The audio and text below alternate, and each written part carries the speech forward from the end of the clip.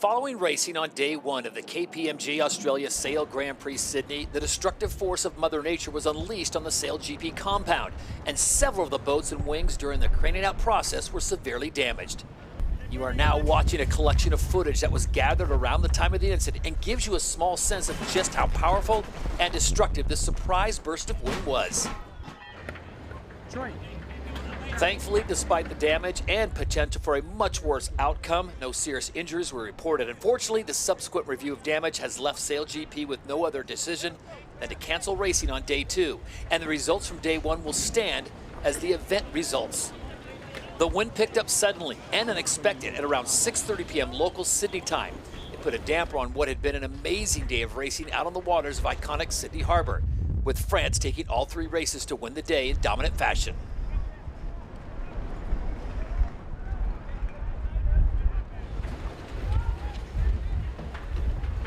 And this was the worst of it.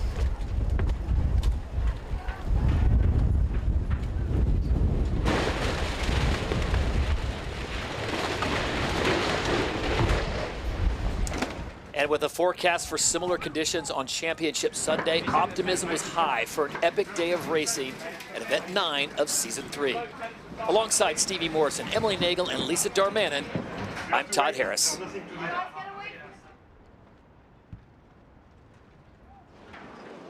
Amazing day of racing. This was the aftermath at the SailGP tech site as this unexpected burst of wind near hurricane force came rumbling through.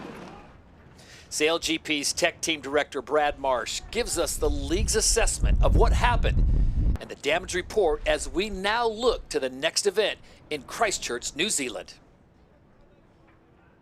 Yeah, it's a normal scenario for us on tech side is to lift every F50 in the water in the morning and out in the evening. That's what we did on Saturday. Yeah, as we lift the boats out, we're trying to align the boats with the breeze during the craning process, and we had a very big change of wind direction as we're in the middle of the process. Yeah, sailing relies on the weather, we rely on the wind, we rely on all the weather around us to set the race course and to operate safely. And yesterday what we had was unprecedented and caught us out. Yeah, as we started the lift we were in comfortable conditions, but as we finished the lift the breeze had increased fourfold from where we were before.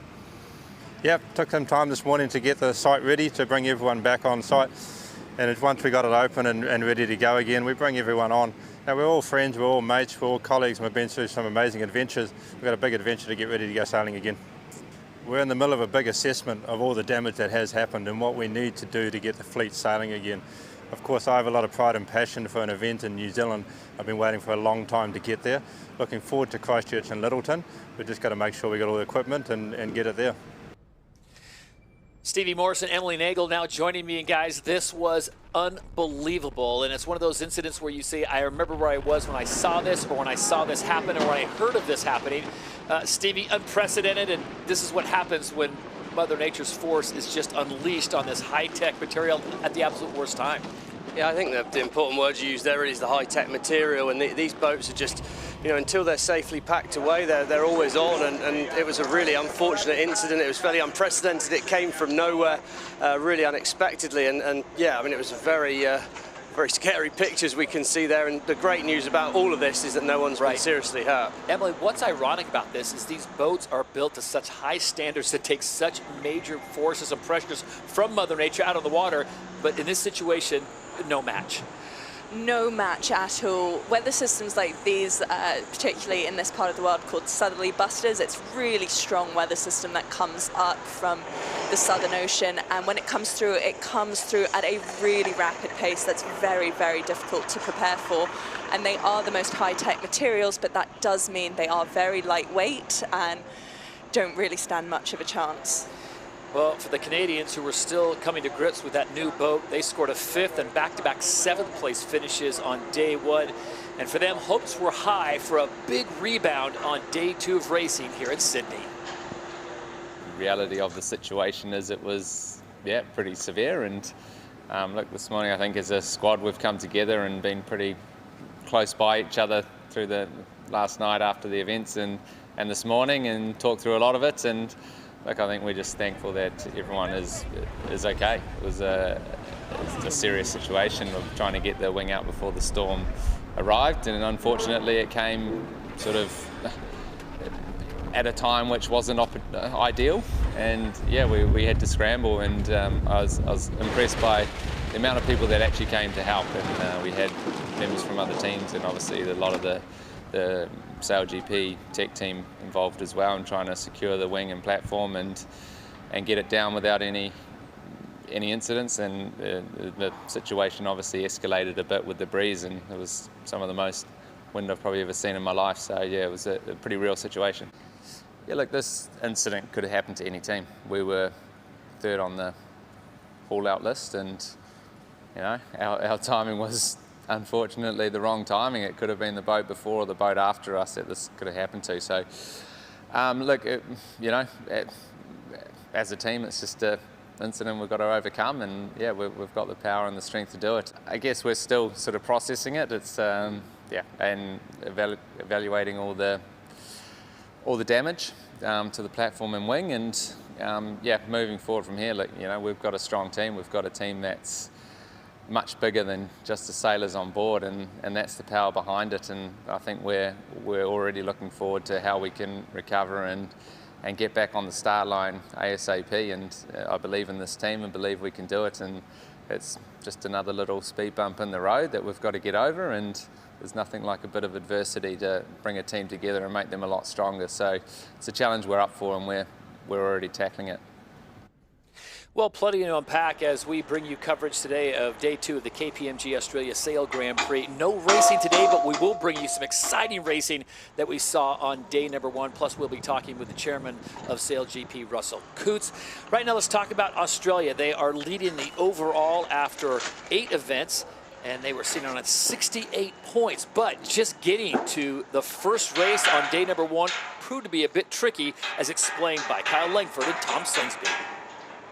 Yeah, so we got out on the water yesterday for our warm-up laps, and the first tack we did, I went to fire the board up. So as we tacked, we lift the foil, and I usually press a button with my foot, and that disengages the lock and the dagger board can come up. And straight away I saw something fly out of the board case, and something snapped. And so we stopped straight away, got the tech guys on board, and realised that we'd broken a part of the lock mechanism to hold the foil down. They worked as hard as they could for 20 minutes to try and fix it. We kind of got a temporary fix, got sailing again, first manoeuvre again, it broke again. So it broke 3 times in a row, and then we said, okay, you know, the solution obviously isn't working. There was no spare parts on the water. So then we put a bit of a makeshift fix together, which meant that Kinley had to manually go down and trip the lock, which is usually hydraulically done. But Kinley was our hydraulics on board yesterday. Yeah, we were so surprised to see that we're in third after racing. We thought we were going to be in last place. We had a good first race, but then from that point we really struggled, and it was actually amazing to see the French sail so well in such challenging conditions. And that's usually the conditions we feel like we exceed, but we just couldn't get a grip on the conditions. We couldn't, you know, get on top of the boat, and it was kind of throwing us around, and we were having a lot of unforced errors. So we were, you know, more than happy to see that we're in third place after a day like that. Sydney Harbour's an amazing spot to sail. The amount of support we've been having out there, being the home team, it's pretty amazing. And yeah, usually you get nice windy conditions and exciting racetrack, and we definitely had that for racing yesterday. Yes, obviously we did have a few technical issues yesterday, and we weren't able to sail the boat at 100%, but we had a great day out there. We ended the day and the event in third position. We opened up our overall point score lead, and yeah, the fans and spectators had a great day. All the reports were it was really exciting to watch, and everyone out there had a great time. So that's amazing, and yeah, it's just so nice being here racing in Australia. Well, 2 events to go, and for sure, I think mathematically we're still probably not there, but we're pretty close. We can start focusing more on that final. We've got to see what happens with Christchurch, but we're really gearing up for the San Francisco final. Obviously, we're here assessing the damage and to all the boats, and we're just trying to pack up and get everything ready, do the best assessment we can, and yeah, come up with a plan moving on from here. So this was the situation coming into Sydney. This is through 8 events of Season 3. Australia, the 2-time reigning and defending champions, on top with 68 points. New Zealand sitting in second on 59. And Emirates GBR sitting in third. And that's key. 1 point clear of France coming into Sydney, with Denmark, Canada, United States rounding out the first 7. And Spain and Switzerland now focusing on season number 4. I want to take you back to some of the great racing that took place on this iconic Sydney Harbour for the highlights from day number 1. Sydney Harbour turned it on with 55km/h gusts, testing every team to the max. Wow, getting loose there. Whoa, big water over the deck. Very messy out there on board these boats. Australia fixed daggerboard problems at the 11th hour to come out firing on home waters in race 1, dominating the fleet from early on. Their nearest rival on overall points, though, didn't have much luck. Hey, team, we're retiring here. We can't get our starboard board up. GBR tried to chase Australia down, but grinder Matt Gottrell slipped during a manoeuvre and fell through the fairing. Someone's overboard, Todd. Someone's overboard. A scary moment for the team, but no lasting harm to the crew. But just as Australia thought they could sail away for the win, their boat gremlins came back. The Aussies can't get that board up. Big issues.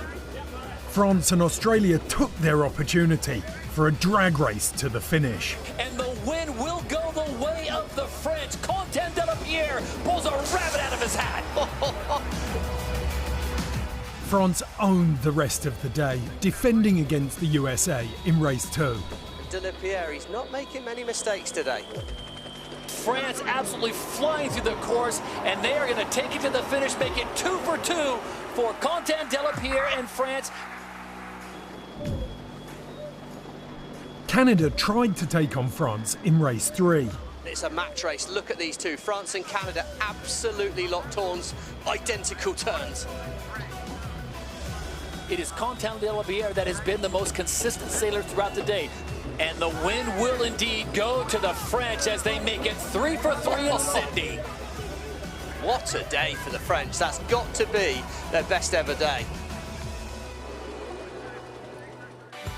So day number 1, the big story, the clean sweep, at least out on the water, as France makes it 3 in a row, winning all 3 races. The Americans doing quite well as well. Jimmy Spithill getting 2 seconds before a 5th place in race number 3 in Australia.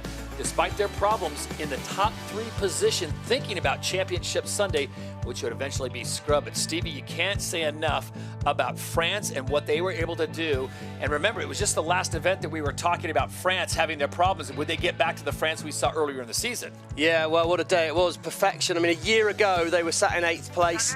This team, led by Quentin, I mean, it's been amazing how they've grown, how they've learned. They've now become a completely French-speaking team. The white T-shirt there, Kevin Pepenet, and they've won the regatta here.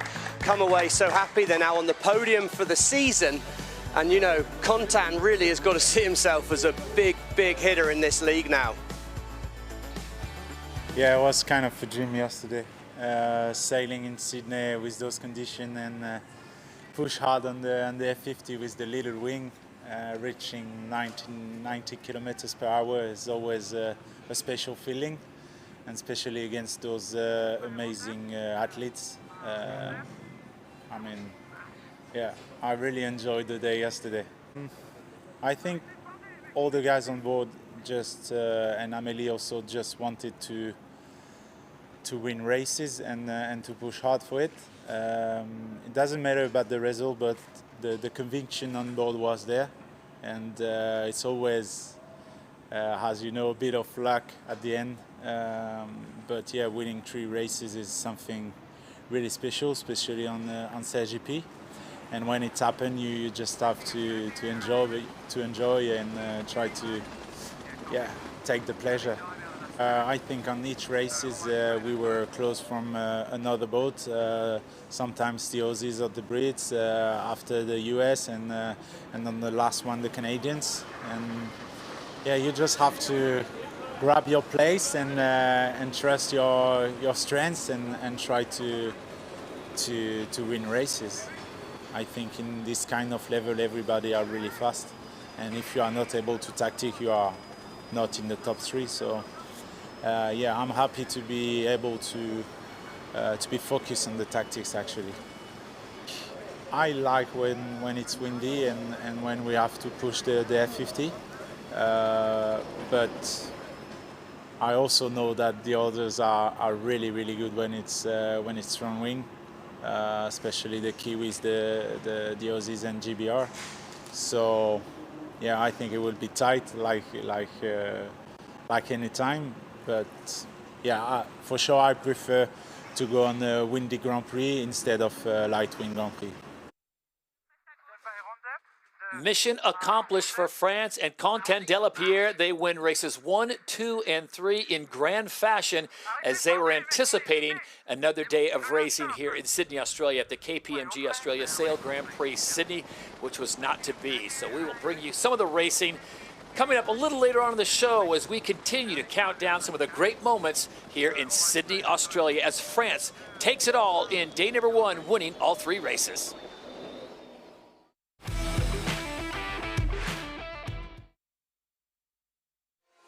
Peter Burling is a household name in sailing. He's done it all: gold medals, ocean racing, and America's Cups. And with 3 event titles in season 3, he's 2nd overall and crucially on target to make the grand final. Let's get to know New Zealand's biggest sailing talent. New Zealand SailGP that takes the win here in Copenhagen. 2 in a row for the Kiwis.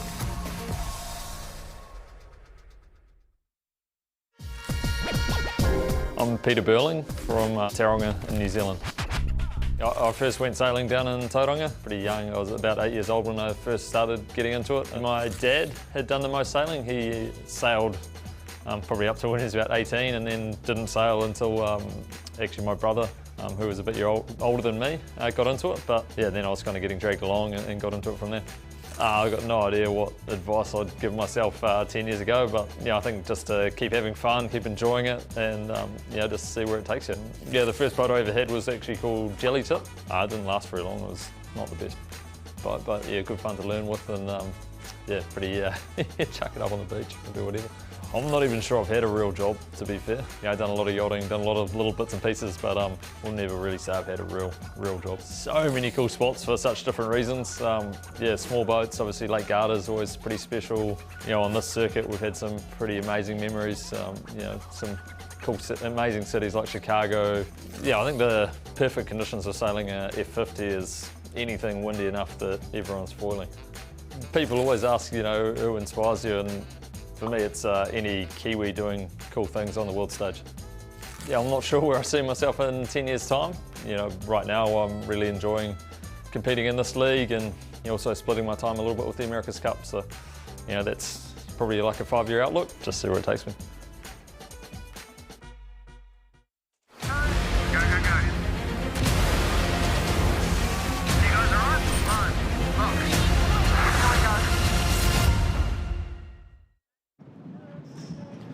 Well, this was a scene less than 24 hours ago in Sydney after day number 1 of the KPMG Australia Sail Grand Prix during the craning out process when an unexpected and surprising gust of wind came through at near hurricane force winds. And there you see the damage done. The good news is no one's seriously injured, but there was some extensive damage throughout the fleet. For more on that, we get the State of the Union of SailGP with the CEO, Russell Coutts. Oh, you know, it looked like, you know, judging by the weather data, it was a pretty extreme event yesterday, meaning that the wind gust that came through was almost hurricane strength. So clearly, you know, that was going to provide a very, very difficult situation.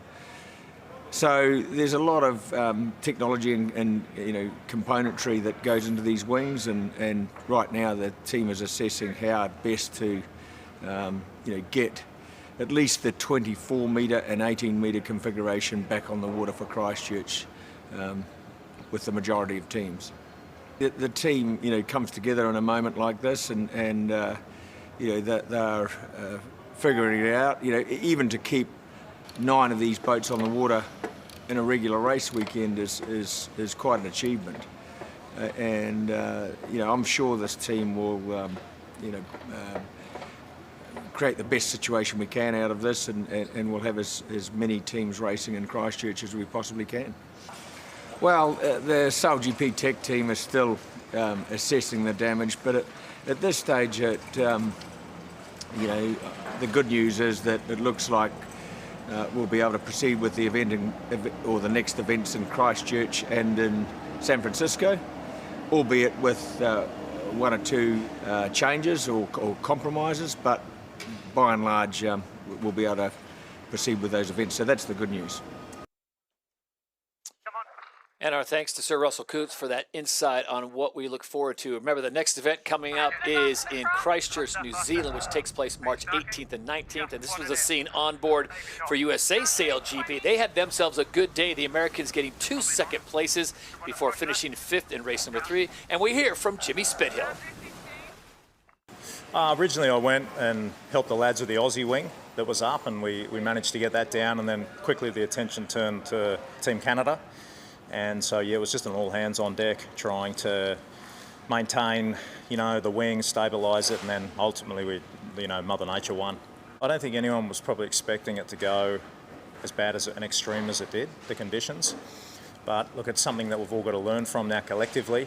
I think we've got a great bunch of people here in the teams and also in the tech group as well. So we've just got to make sure we learn the lessons and we move forwards because it's, as we're seeing, it's an incredible competition we've got here. There are going to be challenges as we go forward, but the important thing is to take the lessons and grow as a league. I've got to say, in all my years racing, I would say SailGP's got the best morale I've ever seen. Typically it becomes real cutthroat.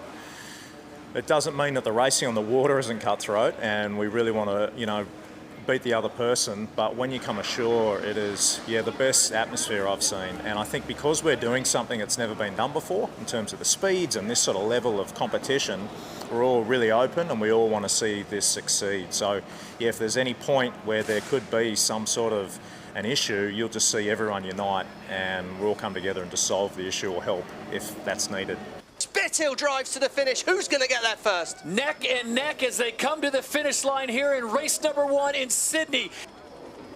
Sydney, if you went and asked all the teams, has to be one of the favourite events on the tour. I mean, you look at that racing yesterday, the practice sailing, the past season events we've had here, it's some of the best racing you get from an athlete point of view, but also for sponsors, partners and fans that get to go out there. So, look, we all love Sydney. We're all disappointed not to be sailing today, but more importantly, everyone's safe, no serious injuries, onwards and upward.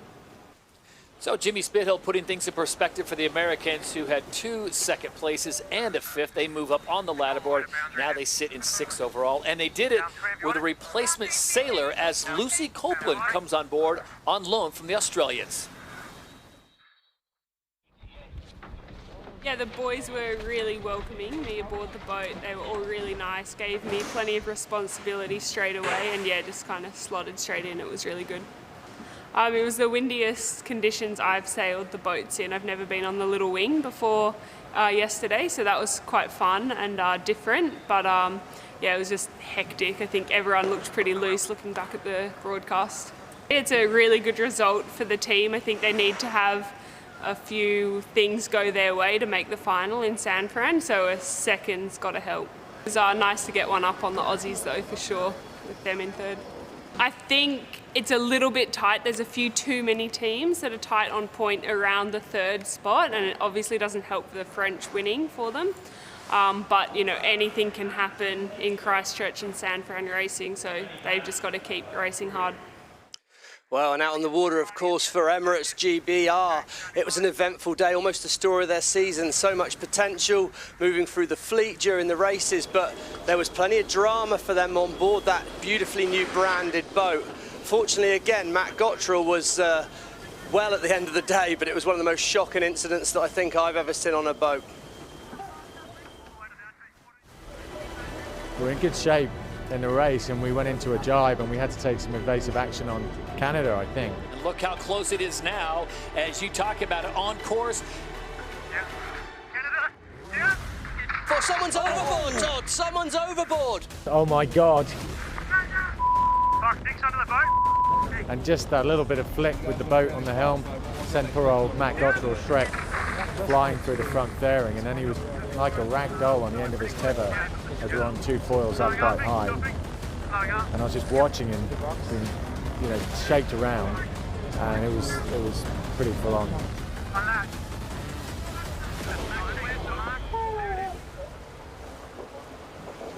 Thankfully, he's okay. We managed to stop the boat, get him back on board, and he's a pretty tough guy. You know, he said, "Oh, keep going, keep going." Is it all right? Yep.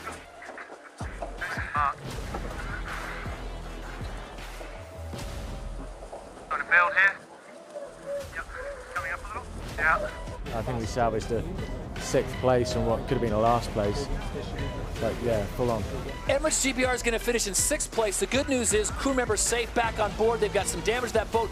Todd, and yes, such a scary moment.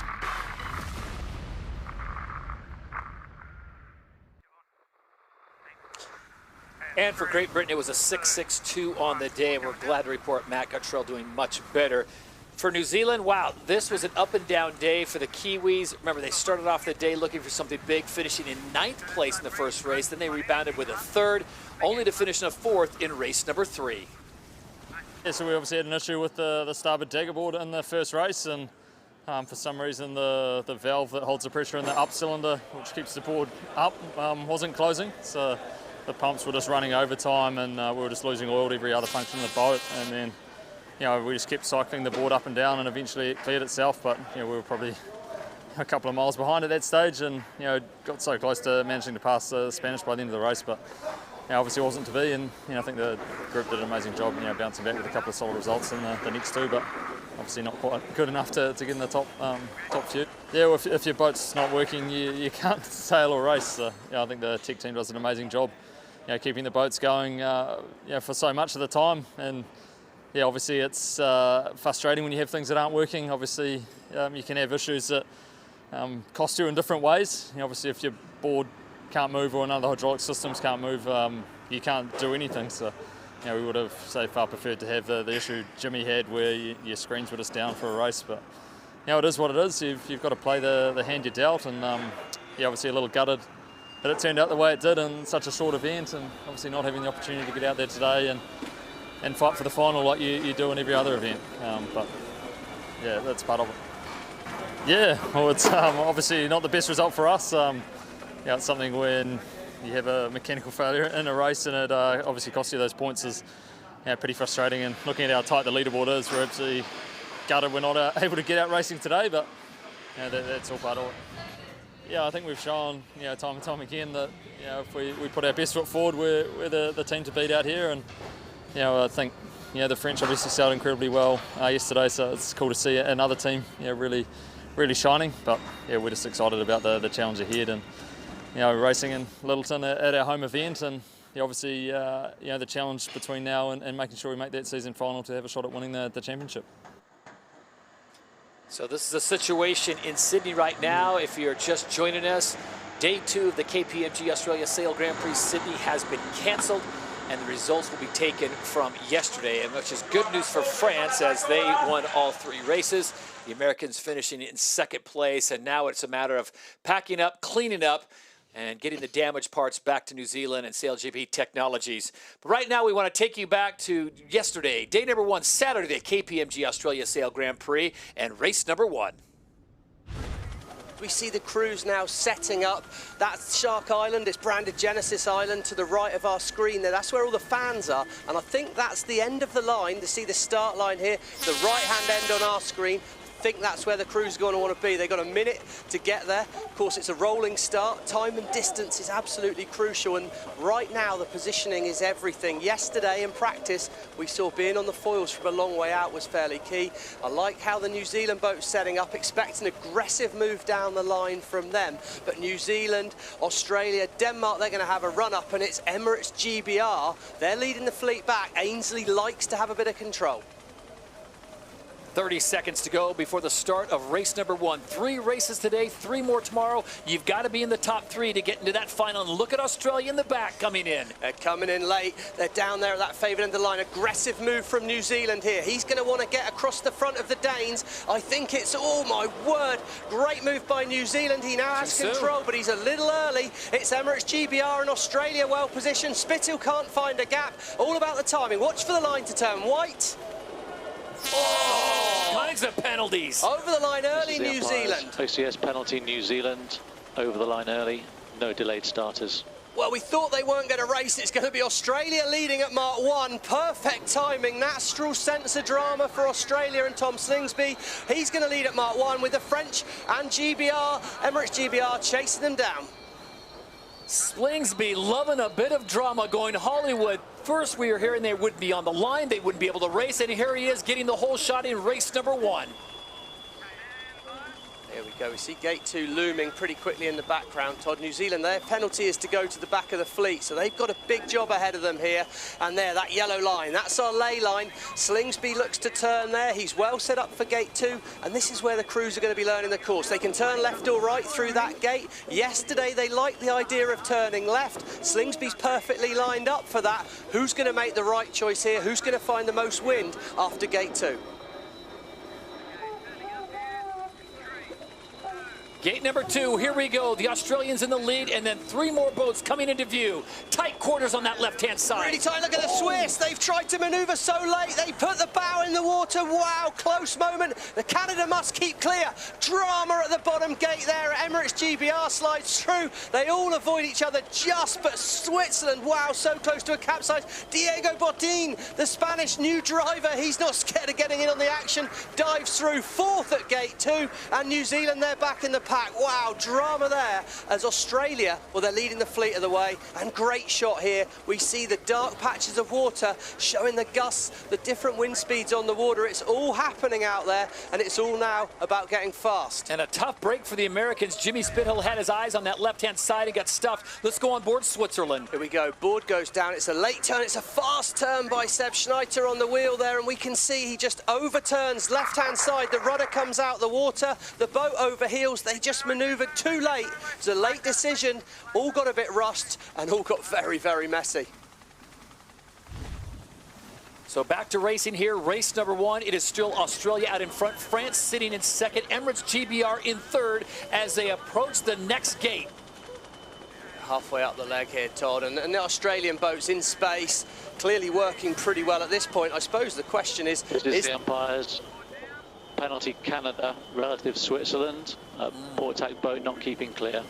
Pretty basic rule infringement there for the Canadians. Tight when you're back in the pack. I think the difference between being out front, where Australia is they've got space as we see a tight cross. Emirates GBR has the right of way. Wow, last minute dive. It's very messy out there on board these boats. The French, look at that. They're flying high. They're heeling over.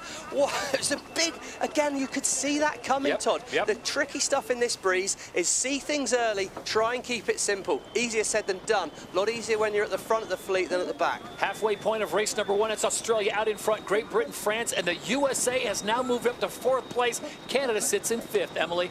We've got wind speeds here of 35 kilometres an hour, and that makes the upwind speed targets between 55 and 60 kilometres an hour. So when they are having these tight crosses, they're massive closing speeds. So pretty full on for the French there, having to duck at that pace. And New Zealand not foiling. Yeah, it looks like there's something not quite working well with the boat. They're in a borrowed boat here, Todd. This was not their boat after that incident in Singapore, and well, possibly good news for Australia. That's their closest rival, New Zealand, out the back, and now perfectly lined up along the lay line, perfectly lined up for gate 3. Hey, it's almost a Chicago. So what that means is one of their set play manoeuvres. They try and simplify a complicated manoeuvre with a different name. They're going to turn the boat away from the wind and set up for an early turn very quickly. You'll expect to see Carl Langford run across the boat and set up for another turn. So just minutes before the start of race number 1, the hometown favorites, the overall leaders, and the defenders of this event say they are not able to sail. They come into the start box. Not only they get to the line, Stevie, first, but they get the lead at mark number 1, and here they are leading halfway done in race number 1. 3 races scheduled for the day. Australia, Great Britain, France, and the USA, your top 4. Well, I guess they know the course pretty well, and someone else that knows the course well is Emirates Team GBR skipper Ben Ainsley. Won his first gold medal back at the 2000 Olympics here, you know, so that he knows the waters well, but it's tight here. Look, back with the action. The Danes, they're diving inside. They have the right of way there. As Canada, they split away. Switzerland have got themselves back in the race. So despite that drama, they've got themselves back in the action here. And of course, I think for France and Denmark and Emirates GBR, huge event here. We're 3 events away and they're really tight. Another messy manoeuvre on board Switzerland. That wing should be inverted the other way. Oh, it could get gnarly on board that. Look at the lead. Australia way out in front. These three teams really leading the way downwind.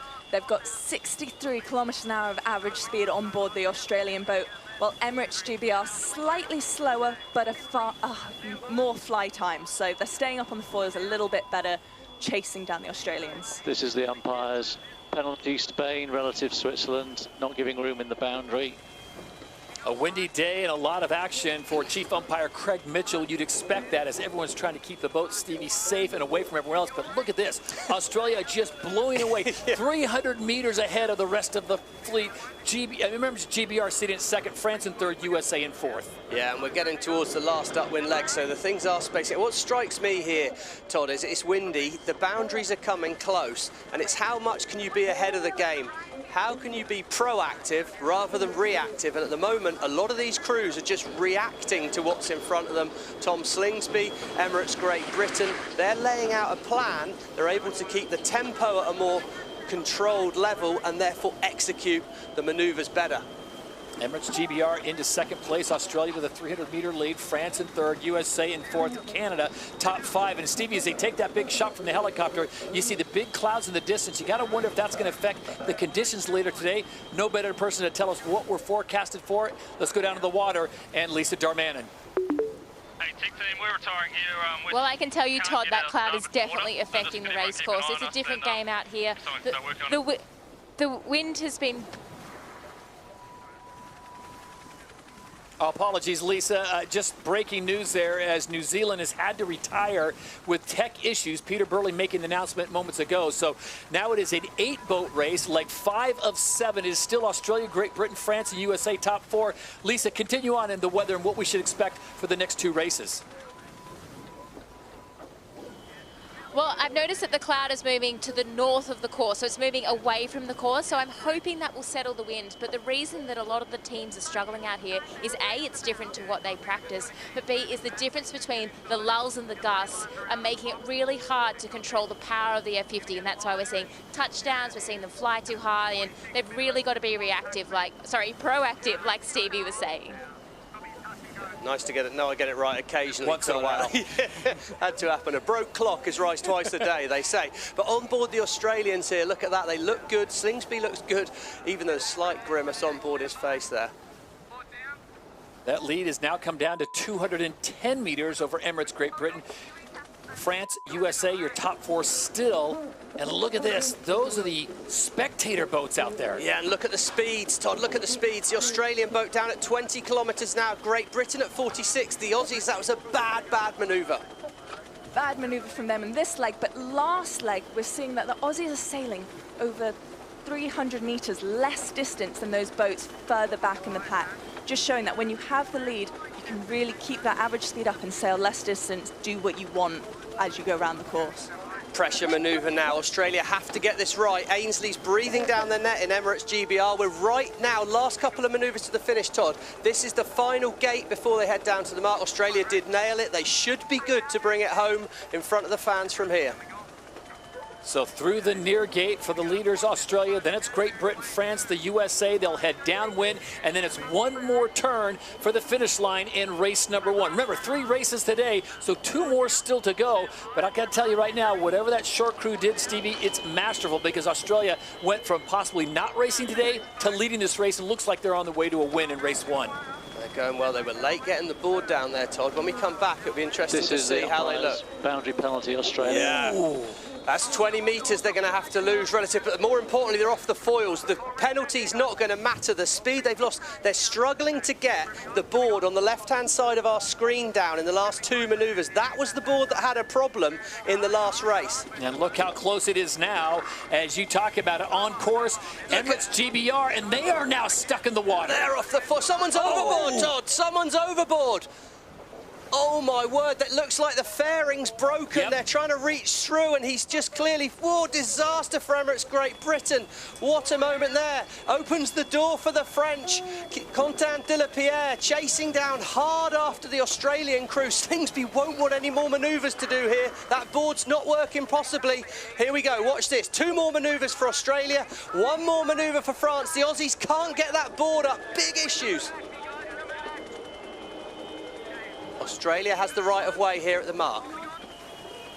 Oh my word, they're having to think on their feet now, Todd. Oh my lord, the boat jumps out of the water! And Big look at the moment. Americans on the inside. Oh, it's a sprint now, but Australia, they're sailing with an arm tied behind their back at the moment, Todd. Unbelievable that they're managing to hang on here as France drive to the finish. Spithill drives to the finish. Who's going to get there first? Neck and neck as they come to the finish line here in race number 1 in Sydney. And the win will go the way of the French. Quentin Delapierre pulls a rabbit out of his hat. Wow. Unbelievable by the French to get through there, but how the Australians have finished third. Look at the French boat leaping across the finish line there. What a race. There's some serious issues on these boats right now. There is a lot on out there today. An incredible effort by the Australian boat for finishing that with board issues. They're essentially sailing with double the lift when they've got 2 foils down, which that's a big job on for Jason Waterhouse in keeping that flight control going. Want to report that they did fish their crew member in for Emirates GBR, so he is safe back on board. Denmark's going to come in and take a 4th. Now the drag is on, and it is going to be Canada that's going to be ahead of Emirates GBR. And Stevie, what a turn of events. Emirates GBR is going to finish in 6th place. The good news is crew members safe back on board. They've got some damage to that boat, but they were in 1st place when that incident took place. Yeah, they were, and we can see there without the helmet, the right-hand side, that's Matt Gottrell. Big rower, Olympic gold medalist rower, and yeah, he fell through the netting. Must have been damage on board there as the Swiss come in 7th. Pretty much everyone had a big moment in that race, Todd. That was just all action, and again, it's the first time we've seen any win. New Zealand, they're back in the race. Can they get the Spanish on this blast to the finish? Every point counts. I don't think they're going to manage to get past Botin, but a result for New Zealand. A 9th is better than a retired. But they've got a lot of work to do, New Zealand, over the next few races. So results from race number 1 in the So the results number 1 from the KPMG Australia Sail Grand Prix Sydney looked like this. France would get the win with the United States in 2nd, Australia finishing in 3rd, then Denmark, Canada, Emirates GBR, Matt Gottrell safely back on board, Switzerland, Spain, and New Zealand having their problems, but they were able to get back in the race and pick up those very 2 valuable points on race number 1 with 2 more still to go on Saturday.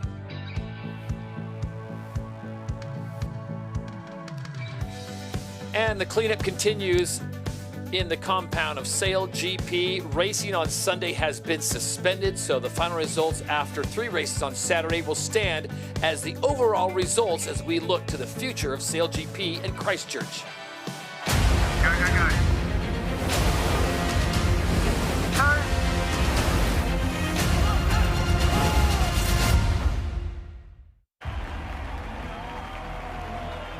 Racing on the Edge is SailGP's documentary series that brings you the best stories of the season. Here's a sneak peek of how Tom Slingsby and his Australian team turned around their fortunes in the final moments of Dubai. Australia is in 5th, so they've got some work to do if they want to make that final. But interestingly, Australia is the first to jibe away from the fleet. And when I see that, I think high-risk strategy. It's Aussie culture. It's sort of like, how tough are you? And the Aussies finished the last race with enough points to make it into the final. Leg 4 in the Dubai Sail Grand Prix final. France has been dominating from the start, but Ben Ainsley and Tom Slingsby have not given up yet. The Aussies are coming down the line like a bullet train. GBR's coming with everything too. 3 boats on collision course. Big manoeuvre for the Australians. He's got to spin it in front of the French. Great Britain's going to be on the inside. This is going to go down to the wire here. It is really tight indeed as they all get together. And around the outside, it's Australia. From 3rd to 1st, Great Britain takes the lead on leg 6 of 7. Oh my Lord. And Ben Ainsley leads with 1 boat margin. You know, it looked like the British were going to win. All they needed to do was 1 manoeuvre and they were going to win the event. Australia's going for the double jibe. Is Ben Ainsley going to protect the inside? But it looks like there's a miscommunication on board GBR's boat. The grinder doesn't know where to go. Oh no, unthinkable. Tom is overtaking Ben Ainsley. Come on, boys! And the Aussies crossed the finish line first. Who from rags to riches. How can a team transform the worst performing event into an epic win?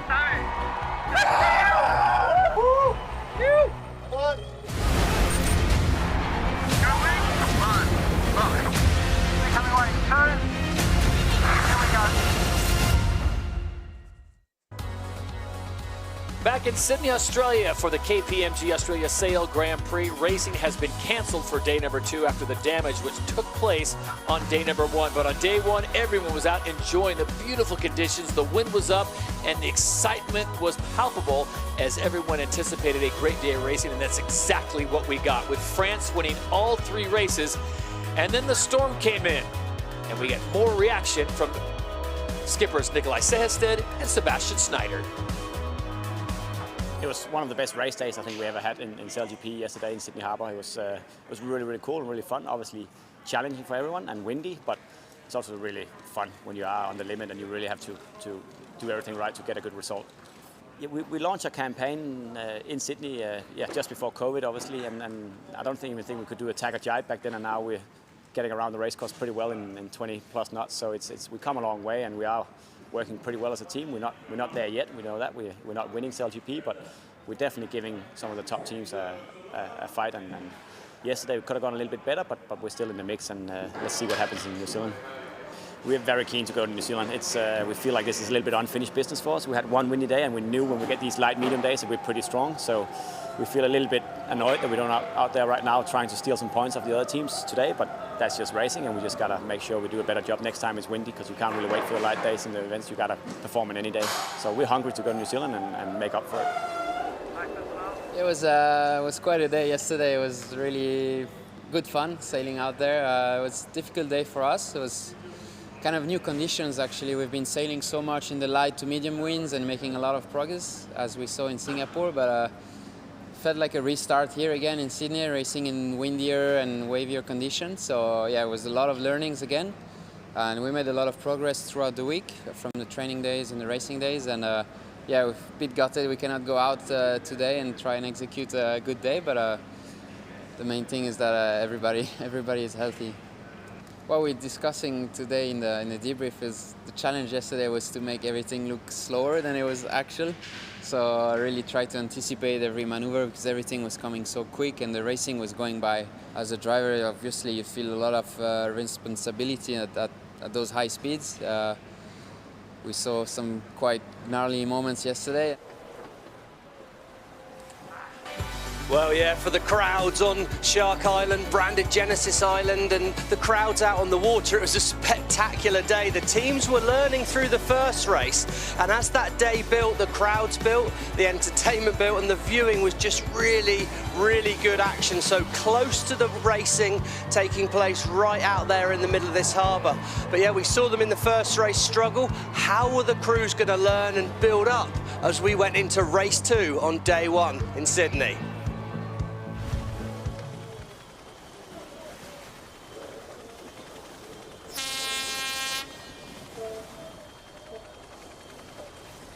To go, and we saw the end of the line towards Genesis Island was the place to start. They're coming up here, the crews are lining up, and these next few seconds will be pretty definitive, in terms of being ready for the gun.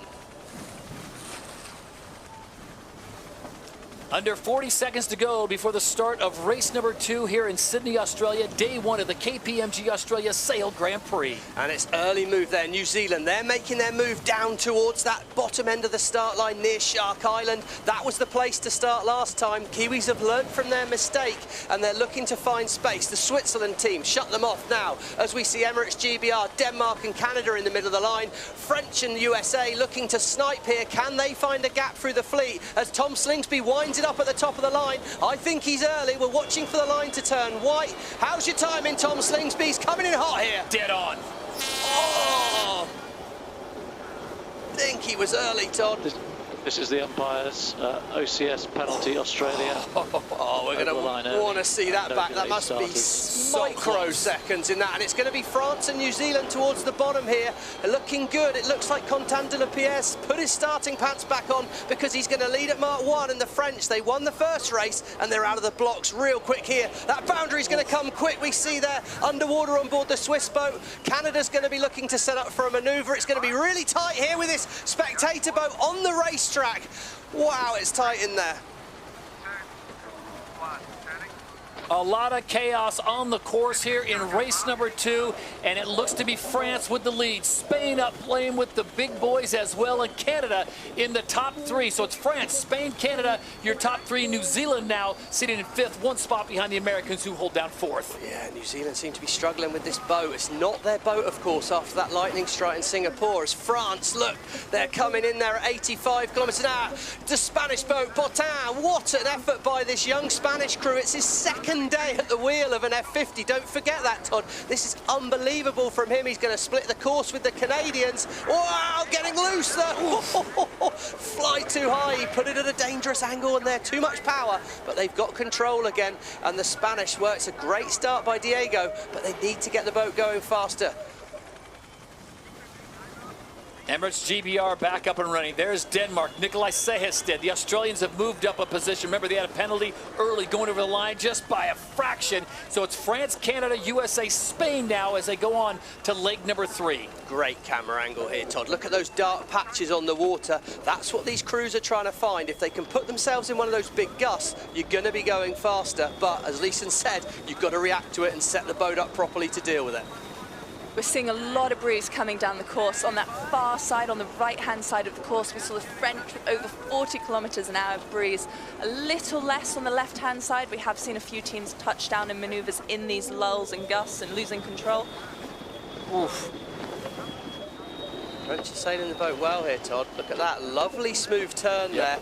Kept the boat up above the water, forward all the way through, and they did it right in that dark patch of wind. So they're staying in the gust. The key is, can you link the gusts together? It's all very well getting a gust, but if you then fall straight out of it, that's no good at all. And we can see the French, wow, look, they're sailing nearly straight up the ladder line here. Not only have they got a gust, they've got a great angle in the wind. And New Zealand, look at them, they're coming back through the fleet fast. Burling's reading the wind well, and they've got the New Zealand boat up and going. Tight cross moments ago between the USA and Canada. New Zealand, Stevie, as you put it, they are back in the mix in 4th. They're Spain as they were running in the top 3. Now they're back to 5th. But everyone now is chasing France as they have found their sea legs after winning race number 1, and their lead almost 200 meters over the Americans, who now sit in 2nd. Yeah, and the wind's really rotated to the left here. So we can see that USA, they have the right of way. Canada must keep clear. This is a difficult manoeuvre for Phil Roberts. Beautifully executed there. He really did that well. Super smooth on board, but it's opened the door for New Zealand. That's going to close the gap. Yeah, we can see the wind. The crews are nearly sailing straight up the ladder lines here. We can see the direction, of course, indicated on those ladder lines,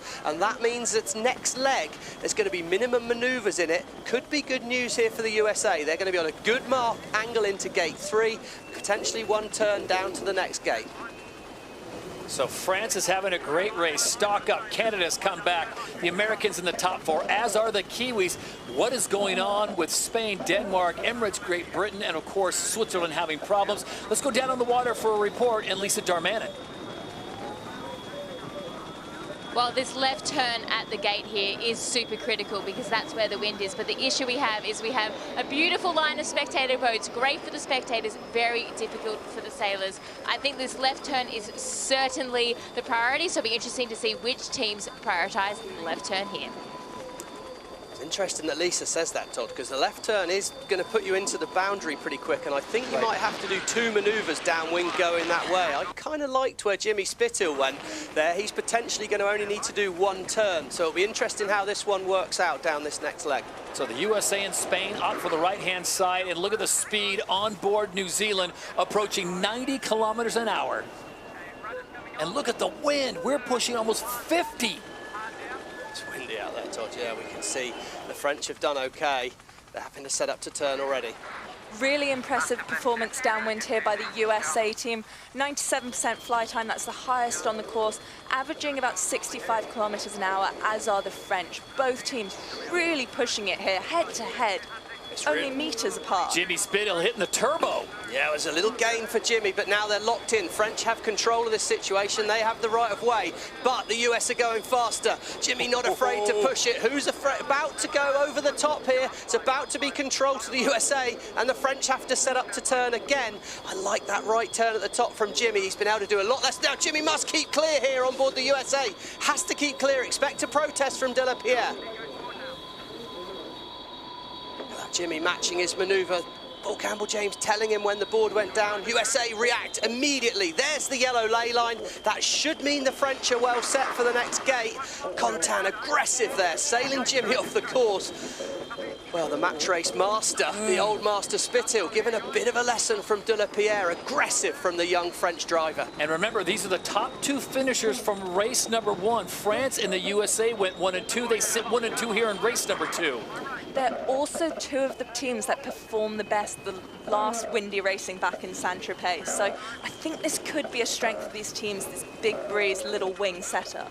Well, Canada, too many manoeuvres as they come in at the bottom here. And the Spanish in third. What a performance from this Spanish group as we see Peter Burling on board New Zealand slingshotting around the outside. Well, they need a result. But yeah, I think we should not forget about the fact getting quite close to the end of the season. USA have not had a good season. They probably have to win this event to have any hope of making the final. The Americans currently sitting 7th overall, 25 points back of Australia, the overall leaders. And they are way back, 54 points to 43, so 11 points back of that 3rd position. Remember, the top 3 teams will sail in that $1 million race in San Francisco, which comes up May 6th and 7th.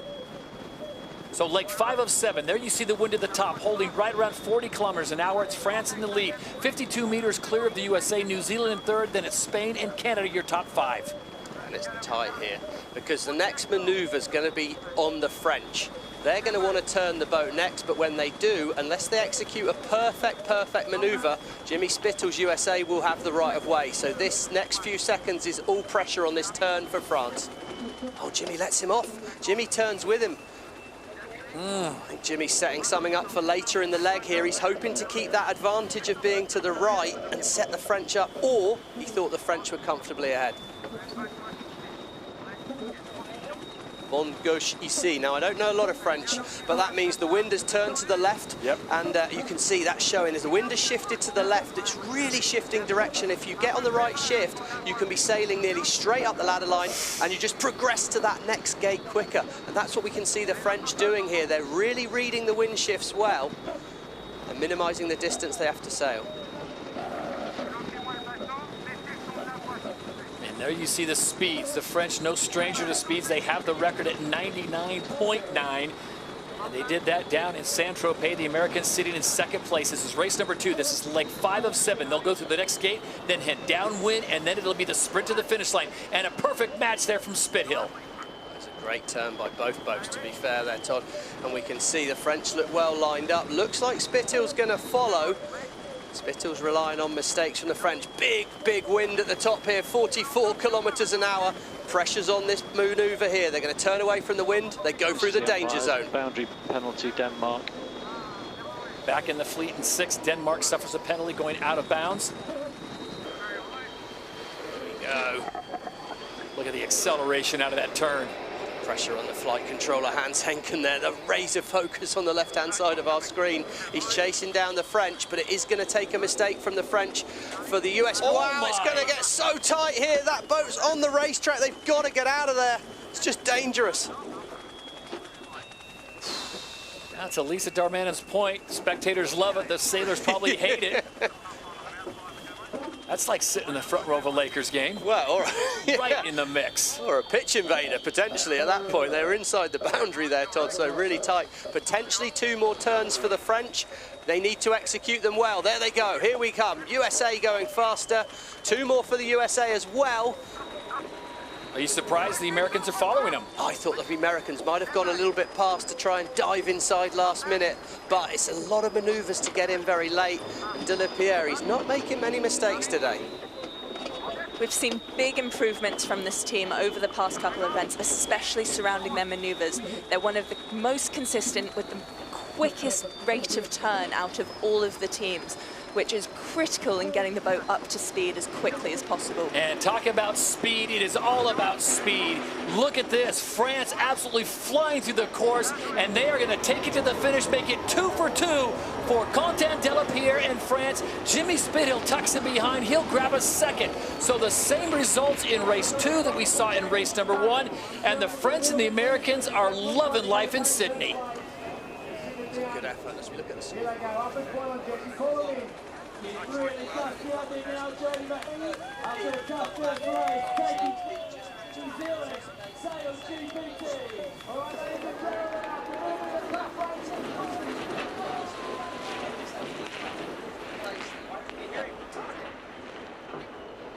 France, USA, New Zealand, Australia, top 4. Spain dives inside there. Australia have made it across the finish line with Spain coming through fast. Look at this. Look how tight this is. Emirates GBR just trying to tuck in behind Spain, and they're going to run out of real estate, and it'll be Spain that'll hold on just ahead of Ben Ainsley and the Brits. Wow, that was so tight. And Canada, the big losers in there, Todd. Canada, Switzerland and Denmark have all really dropped back. Disaster for Denmark, a 9th. They were right, or they still are, right in the hunt to get to the grand final, and they can't afford results like this as Canada. They're limping across the finish line here. Oh, Can they hold off Spain ahead of the Swiss? Look at Switzerland. This is going to be a crawl to the finish. Oh, my word. And Denmark could steal a few on the line. Oh, my word. They all just got so loose around that mark. The wind's really shifting, Todd. You can see it's windy out there. Yep. That water looks so dark. It's a big day on Sydney Harbour. Wow, what a race. If you thought race number 1 was good, race number 2 almost better. And the top speed, the Swiss coming in at 96.4 kilometers an hour. Not a record for SailGP, the French hold that, but that is extremely fast as everyone comes home. And now the debrief is on.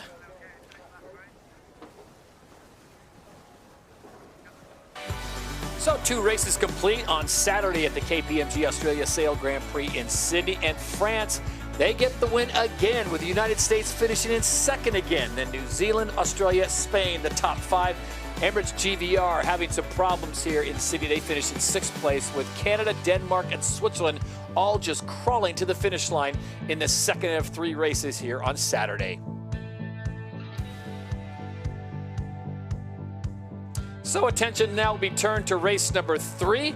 And I'll tell you, if there's one place to be in Sydney, Australia today on the first day of this event, it is no other than Shark Island, also known as Genesis Island. The hottest ticket in town on Picture Perfect Day. Front row viewing of the world's best sailors as the foiling F-50s come to town.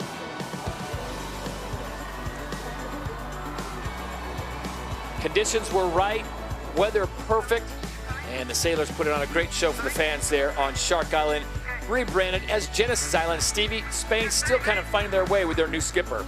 Well, I think, you know, you normally get eased into a new job, don't you, Todd? And I think we've heard from most of the drivers out there, and it was just summed up. I mean, you can see the boat jumping out the water, leaping around. It's been described as some of the hardest conditions any of the crews faced out there. That's from some of the really experienced drivers. And Diego there, we can see at the back, you know, it was a baptism of fire. It's a long-term move by the Spanish crew, but obviously you dropped in at the deep end, you need to start performing, and I was actually pretty impressed. He had some good starts, he got to the bottom mark in the top 3 a few times. A lot of potential, of course, but it's going to be so interesting to speak to Diego and find out what he made of his first day racing.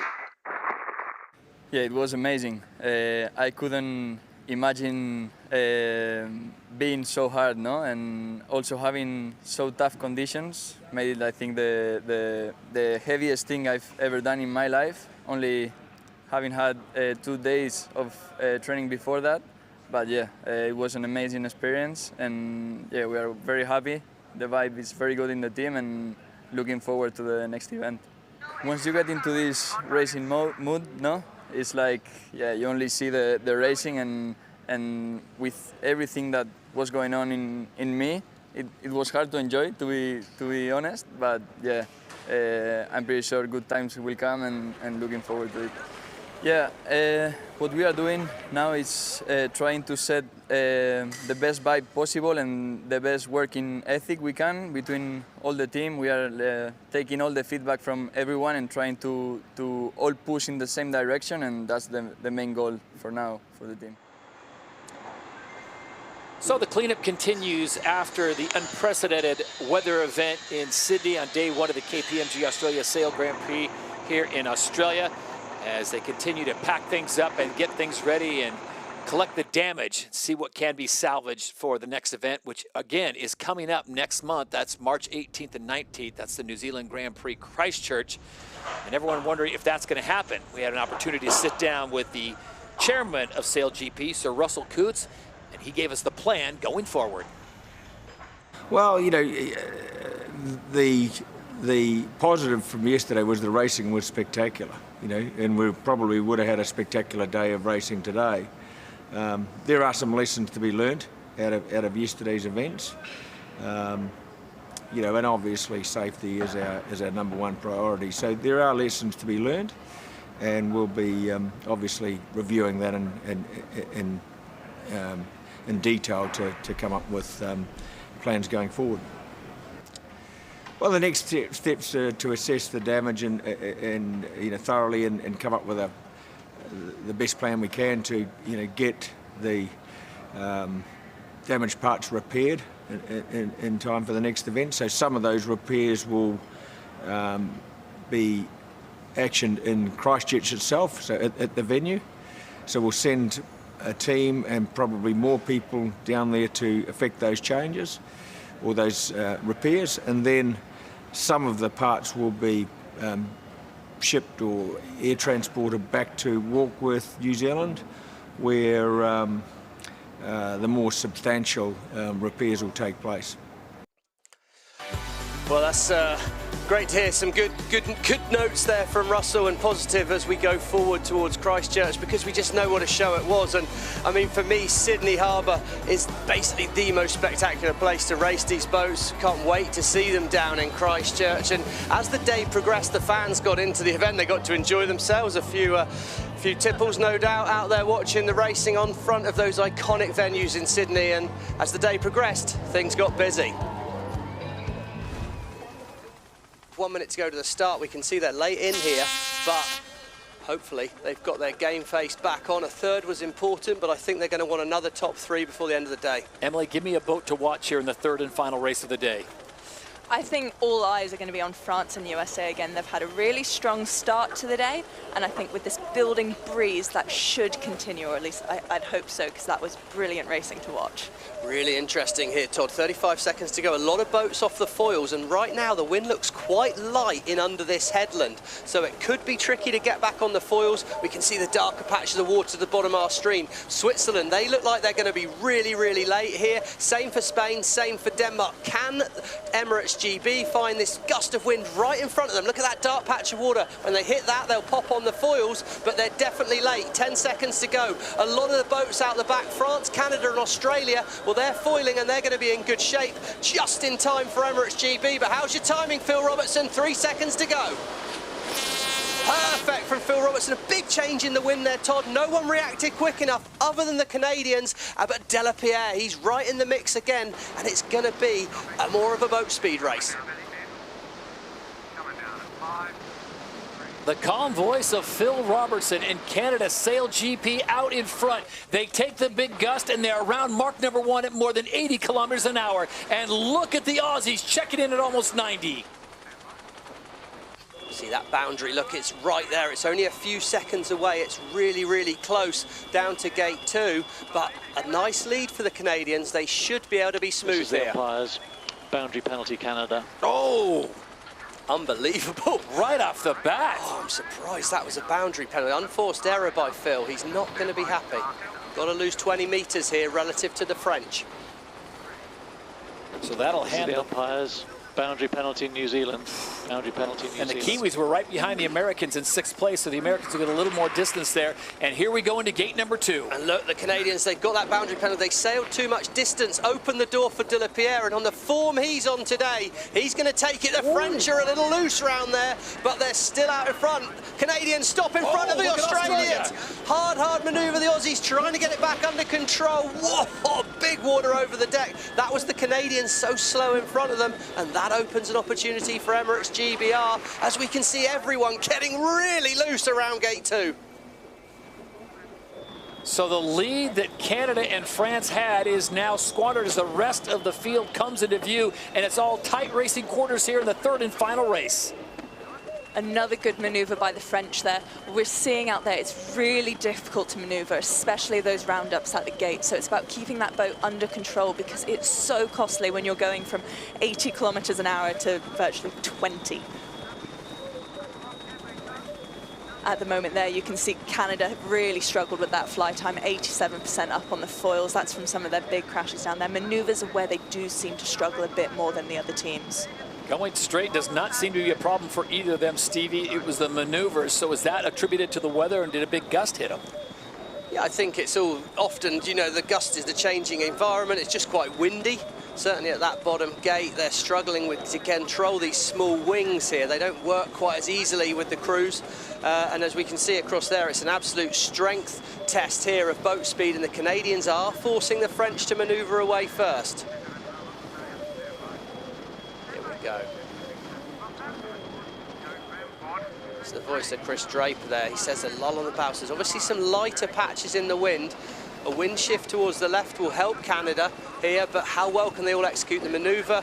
Canada have executed it pretty well, but that board's still in the water. It's taken a while to come up. Gain for Canada, lead change here, and that's all on the wind shift. The wind has rotated from the right to the left. Canada are to the left of France. Advantage Canada. So for more on the conditions, we go to our version of the Wind Whisper. Down on the water, here's Lisa Darmanin. Well, it's changing every lap out here, Todd, so the teams are definitely having to adapt. The reason it's so tricky is because the difference between when it's windy and not so windy is about 20 kilometers per hour. So they're having to change how they're using the power. It's also the angle, so that's changing everything as well. It is really hard out here. It's definitely windier at towards the harbour bridge, and it's gustier up to the top where they're heading right now to this gate. Well, aggressive manoeuvre by Canada, but it's opened the door for France. De La Pierre through it. Canada must keep clear of the French in this situation, and a slight mistake by Phil Robertson there. Opened the door for De La Pierre. He's jumped right through it, as we can see Slingsby and Ainsley on board Australia and Emirates Great Britain. They're back in the game as well, as Contant De La Pierre, we've said this before, leads at gate 3. And something going on with the Americans, as they were sitting in 5th place. They have now dropped back to 7th.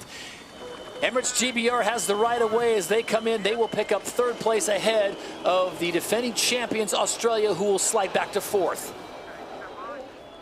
When we think of the season as a whole, Todd, the French needed a big result, GBR needed a big result, and New Zealand, we thought they were comfy, but if they're getting another 6th and they find themselves in the pack at this event, they could be right back in the fight with Emirates GBR and the French for that place in the podium race in San Francisco. This is the umpires. Penalty Canada, relative France, windward boat not keeping clear. 2nd penalty to Canada in 3 legs. Craig Mitchell, the chief umpire, with a busy day here on this 3rd and final race. These are some really costly mistakes that the Canadians are making, because they're actually sailing really well. Their average speed is about 52 kilometers an hour, but they're sailing significantly less distance than the other teams, suggesting that they're on the right side of a lot of these shifts. While GBR typically are sailing quite fast, but a lot more distant, so sailing for pressure rather than the right wind shift. Well, there you go, still not struggling to scrub that penalty there, and that's going to open the door for France and also Emirates Great Britain. They're coming back fast. Expect them to be right in the mix when we get down to gate 4. It's advantage France at the moment, but it's going to be really tight as we approach gate 4. How about some props to Denmark? Nikolai Sehested, their speeds, they were approaching 90 kilometers an hour just a moment ago. And this is a tight race, the third and final race, and here we go. It's going to get a little fruity. Great Britain have the right of way here, Todd. France have got to judge this. It's so tight across. I think he's clear ahead. Wow, both boats scrape across in front of Great Britain. That was so tight. There's going to be a protest. Oh, Ainsley, he's going to get really slow here. I'm surprised they've gone for that move. Does get himself some space, though, but he's lost a lot of distance doing it. So one hole into the water as Emirates GBR slows way down. Look at their speeds. He fell off the foil, Todd. They needed to really do an earlier turn in front of the French and head towards the left turn. And they've lost a lot of speed, as have Australia. New Zealand, well, they need a big result here. They could do with overtaking at least 2 boats on this upwind leg to put themselves in with a hunt of the final tomorrow. But out in front, well, France look pretty good, although it is lighter winds where they are right now versus Great Britain. So it's going to be interesting how this plays out on the leg. Like 5 of 7, they'll head to the top of the course, they'll come back down, and then the sprint to the finish. It is France, Canada, and Great Britain, and it is the French who have won the first 2 races right now that seem to have found a home here in Sydney Harbour.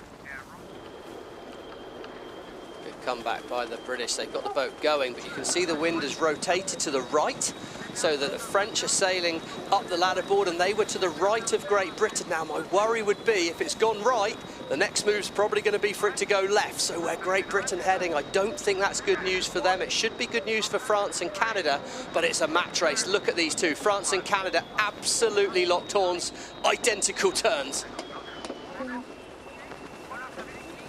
So who does it cleaner? Well, probably advantage France if we're judging the manoeuvres there. 2 pretty good manoeuvres, and the French have stretched, but that slight loss has given Emirates GBR a chance to get back in the game. Still behind here, but Ainsley, he's on the hunt as we approach this final gate leg. 5 of 6, not a lot of time left on. Wind speed on course right around 37 kilometers an hour. It is France, Canada, Great Britain, Denmark, the USA top 5. This is good action. There's so many manoeuvres having to go in. This is testing the crew work, testing the fitness of those big grinders at the front of the boat there. As we see in the background, USA has to dive behind Peter Burling on New Zealand. Oh, it's really tight, but Australia, they've dropped to 7th here, Todd. This is all happening, and all that means is good news for France, good news for Canada. Canada briefly off the foils there. That's going to cost them. That might put Emirates GBR across them here on this cross now. Right of way with Canada. Emirates must be confident they're clear ahead here. He is clear ahead, but I'm surprised he hasn't turned the boat yet. To me, he sailed a little bit wide. That could open the door for Canada to get up through this gate ahead of them. It's going to be tight on the way down. France, though, look at that, opening the gap, nearly 200 metres ahead. Could be 3 from 3 here, Todd.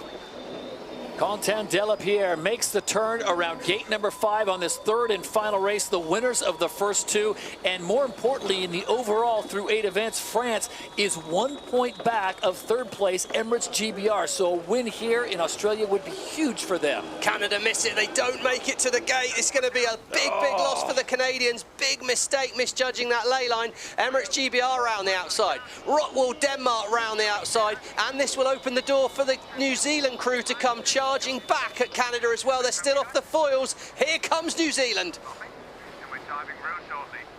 Oh, big mistake, Todd. Look at the distance lost. Look at that. From 2nd to 5th on the last leg, the penultimate leg, I should say.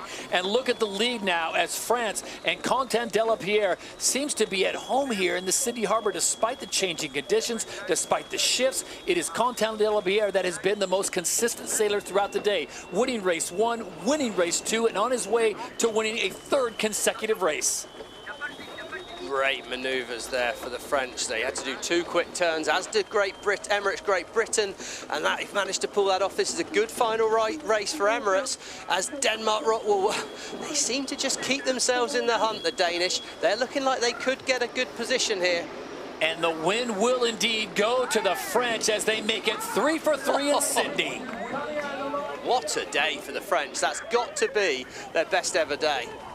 2nd place, Emirates, Great Britain. They'll grab that, and they need those points after a disappointing first race where they finished at 6th and a 6th in the 2nd race as well. Some redemption here for the Danish team, taking a 3rd as well. Nice bounce back for the Aussies. Yeah, good comeback there by the New Zealand boat as well. They're going to cross the line in 4th here as we come in, and Jimmy Spithill, well, I think he'll probably be happy with a 5th. Good day for the US team there, and it's going to be tight on this leaderboard though as we go in tomorrow. Tight for everyone other than the French. Fontaine de la Pierre, well, he's had a real day for it. Good solid day for the USA. Australia, well, he's going to want to get his boat checked because that Australian boat's not working as they're used to it working. Yeah, 3, 4, and a 6 for the Aussies. They are the defending champions of this event from last year. Not the first day they were looking for.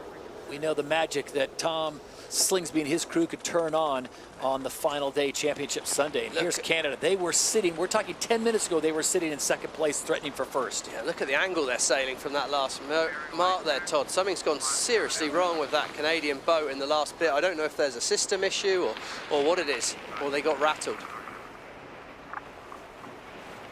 Bit of an apology from Phil Robertson there. Yeah, they just got a bit out of shape.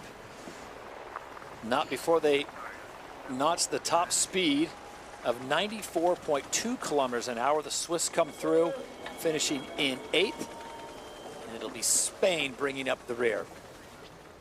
Bit of a maneuver there, but the Spanish have had a pretty good first day for Diego, to be fair. That's a big first day on the tools for him at the back. And I think they've performed pretty well. I mean, a disappointing last race, no doubt, but it's a rebuild. They've already said it's rebuild for season 4. And yeah, this is the definition of a baptism of fire. We have to remember that while he does come from a high-performance background, Diego, you know, he sailed 49ers, he sails a Moth. This is quite a big step up to go from even a Moth to 90 kilometers an hour reach into a finish.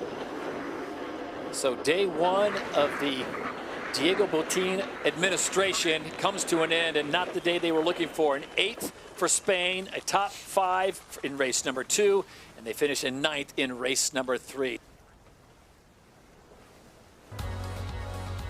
3 races complete on day number 1 of the KPMG Australia Sail Grand Prix, and it is France that wins all 3. They go perfect for 30 points.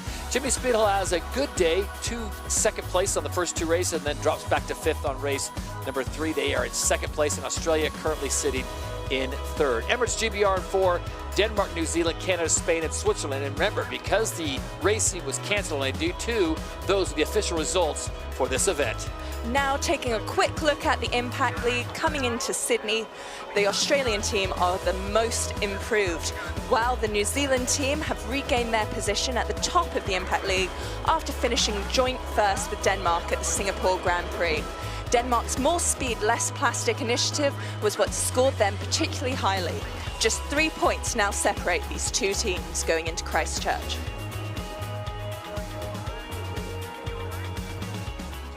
Season 3's underway. It didn't take long for Australia to show why they are double season champions. Australia brings it home. Few would have thought Canada were capable of making yet another final, but this time they went one better in Chicago by finishing 2nd, with Australia making an early rush for season points. The 2-time defending champions make it 2 in a row. For Great Britain, they missed a home event final in just 1 cross. It's tight. It's really, really tight. There's penalty GBR. And New Zealand found their form, winning their first Grand Prix. The Kiwis take the win in Plymouth.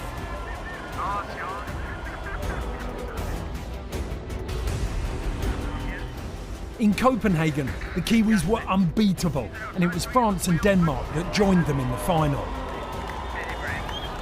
New Zealand SailGP that takes the win here in Copenhagen. The rivalry continues between Australia and New Zealand, and the Kiwis took every opportunity to get an edge on their competition. Jimmy Spithill and his United States team were the consistent performers on day 1 and dealt with a shift into light wind mode for their first ever SailGP victory. Jimmy Spithill and the Americans have claimed the victory here at the Range Rover France Sail Grand Prix. France have consistently placed inside the top 5 this season, and it was in Cadiz where they made their move, battling the United States all the way to the finish. Look at the American boat there, he flies too high. Massive moment. Separated by just a few meters. and it will be France getting their first victory in SailGP St. Magnifique.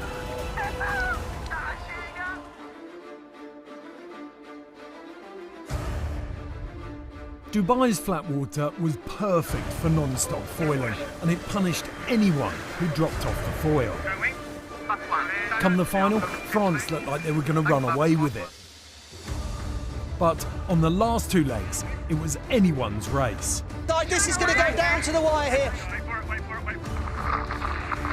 Massive mistake by Great Britain and Tom Slingsby. What a sense of timing that man has. And for the Australians, it is back to their winning ways as the Fighting Roos bring it home for a victory in Dubai.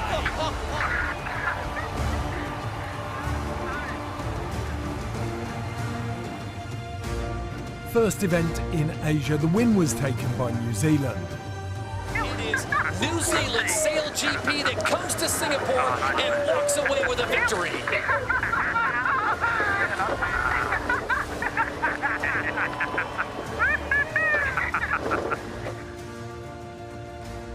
Sydney provided the most extreme conditions of the season so far. Oh, getting loose there. Very messy out there on board these boats. Emirates GBR were in the mix chasing France in race 1 until grinder Matt Gottrell slipped during a manoeuvre falling through the fairing, but he was safely brought back on board uninjured. France defended hard in every race to take 3 straight victories. What a day for the French. That's got to be their best ever day. Delapierre now moves up onto the overall podium, pushing GBR out of 3rd place.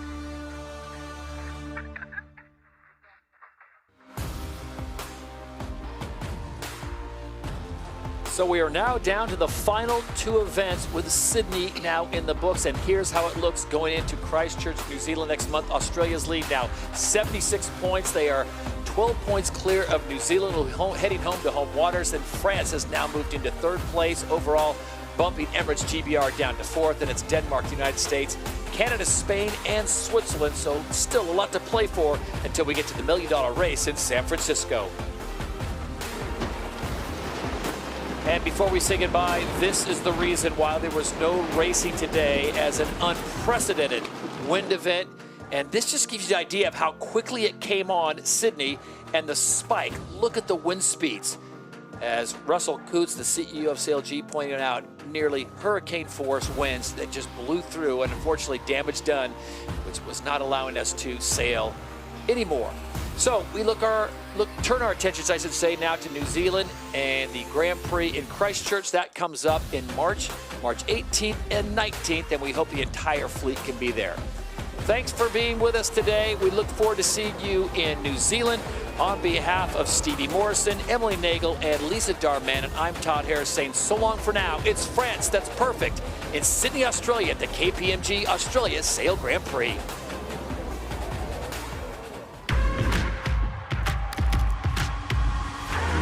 Jumping these vices, they throw at me. Talking to God and there's so much he's showing me. I'm on my grind like I'm supposed to be. And I do not care if you notice me. Wow, how's your timing? Oh my lord, the boat jumps out of the water! Fontaine Delapierre pulls a rabbit out of his hat. Well, the match race master given a bit of a lesson from Delapierre. The win will indeed go to the French.